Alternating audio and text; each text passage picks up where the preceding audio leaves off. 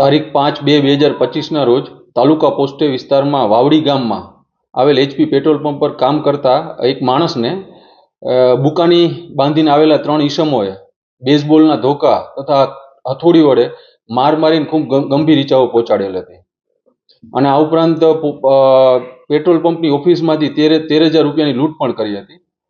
આ ગુનામાં જે માણસને લાગેલ છે તેમને ખૂબ ગંભીર ઈજાઓ પહોંચી હતી અને બનાવની ગંભીરતાને જોઈને crime branch PI MR Gondaliya તથા પીઆઈ ડામોરની નીચે અલગ અલગ ટીમો બનાવીને આ આરોપીઓને પકડવા માટે પ્રયત્નશીલ હતા।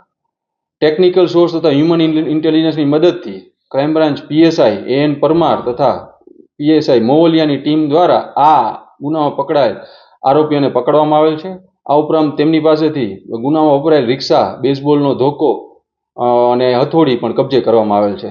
આ આરોપીઓના નામ છે પ્રતિક પિયુષભાઈ દત્તા, રાહુલભાઈ નવઘણભાઈ મીર તથા એક કાયદાના સંઘર્ષમાં આવેલ કિશોર પણ છે। સાહેબ, ખાસ લૂંટ કરવા પાછળનું કારણ શું? અગાઉ કોઈ ગુનાહિત ઇતિહાસ?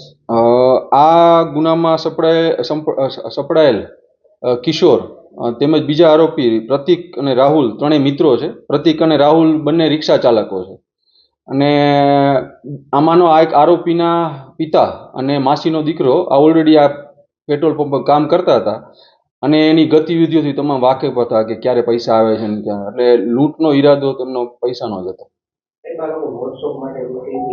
મોજશોખ માટે જ લૂંટ કરી હતી।